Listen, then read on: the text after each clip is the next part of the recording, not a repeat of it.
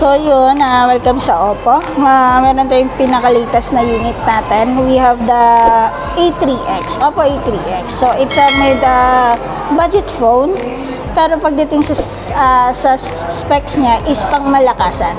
Kaya meron siyang hashtag na Oppo lang sa kalam. So ano meron kay A3X? Unang-una po, meron siyang Snapdragon platform, flagship experience. So, ibig sabihin, we're using the Snapdragon 6S 4G Gen 1 chipset.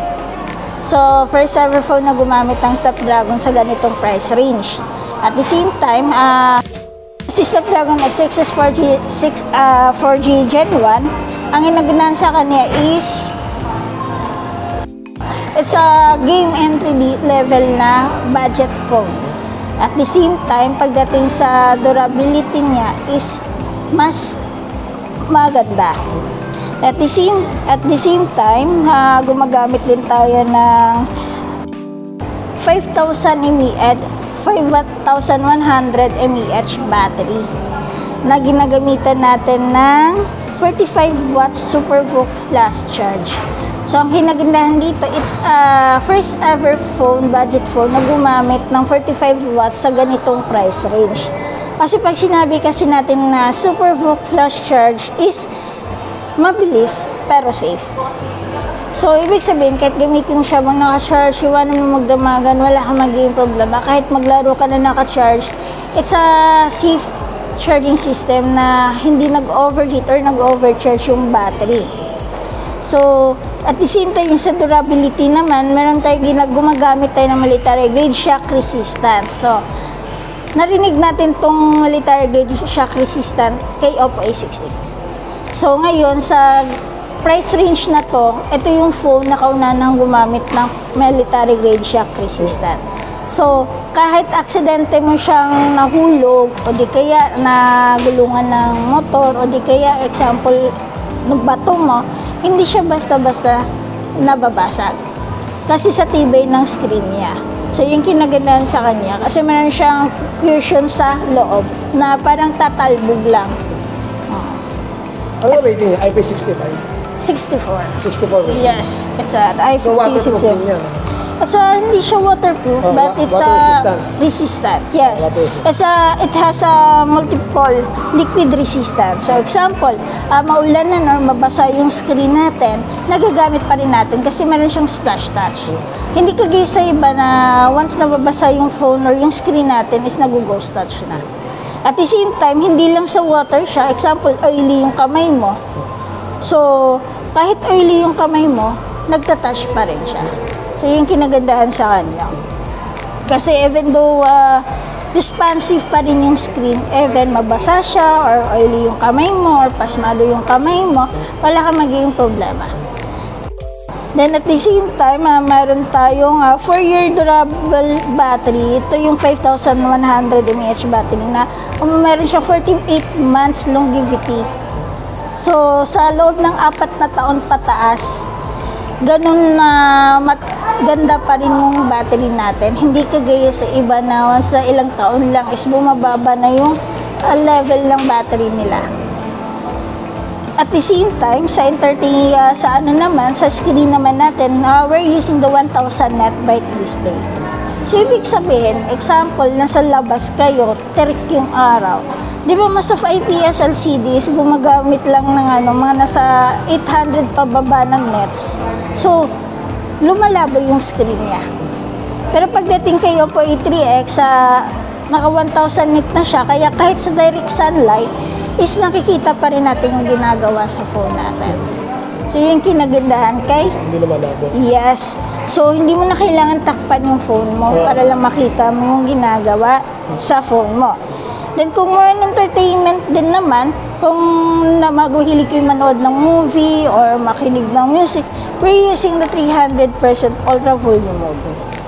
So, times 3 na yung lakas ng speaker niya compared mo sa mga dating nilabas ni Oppo. So, mas clear yung voice or yung sounds ng phone natin. Example, kung may katawagan ka din, most of crowded area, hindi, kahit naka-loudspeakers, nilalagay pa natin sa tele kasi nga hindi natin marinig. So, yung kinaganda sa ano natin, sa 300% ultra volume mode. Then, sa turbo torch, meron tayong tinatawag na turbo torch. So, sa turbo torch kasi, most of flashlight natin is mahina. So, ngayon, i-on lang natin siya. Pwede mo na ma-control yung linaw ng ano, yung lakas ng liwanag ng ano mo. Flashlight mo. Flashlight yan, no? Yes po. So, yung kinagandaan sa turbo torch natin, mas pinalakas yung flashlight natin. At the same time, meron din siyang large memory and storage. So, sa price range niya, meron pa rin tayong RAM expansion. At the same time, meron siyang dalawang variant kasi. We have the 4+4 RAM plus 64 gig internal. Expandable pa rin siya up to 1 terabyte. Then, yung pangalawa na mas mataas yung price naman is 4+4 RAM. At the same time, we have the 128 gig internal. Dito mo sa presyo niya, no? Yes, it's a price, it's a low budget phone entry. Pero yung specs niya, yung tibay niya, halos kasing gaya na po ng mga mid-range natin. Yeah. So, kumbaga guys, ito is parang sa ano lang, parang kung alam niyo na yung A16 ng Oppo natin. So, ang A16 natin, halos ganun din yung specification niya. Pero, it's a budget phone. It's a budget entry-level phone. So, yun kinagandahan sa A3X natin. Actually, ito is bagong labas lang. Then, we're using the Android 14. So, ColorOS 14.1 based on Android 14. Ano So, yung build niya? Ano plastic ba ito? alam mo. Plastic yung ano niya, yung back niya. Yes. Yung colors niya. So, dalawa yung kulay niya for A3X. So, we have the Nebula Red and the Ocean Blue. So, this is the Ocean Blue.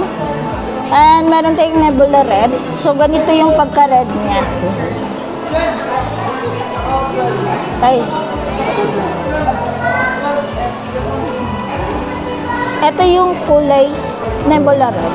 So, it has two colors. Two colors. Yes. Then, it has a Type-C charging port. At the same time, dual. Dual. Yes. May jack shot 3.5. Yes, meron. At the same time, pagdating sa camera, sa yung mababang price is naka 8 megapixel yung pinaka rear camera. Pero yung mas mataas is we are using the 50 megapixel. 50 megapixel. Yes po. Yun yung rear. Tama? Yes po. Ayun. Then pagdating sa front, we are using the 5 megapixel. 5 megapixel. Yes po. Okay, invite ka na dito sa store niya. Visit lang po kayo dito sa Oppo Concept Store sa SM Tansa, second floor, Cyberson.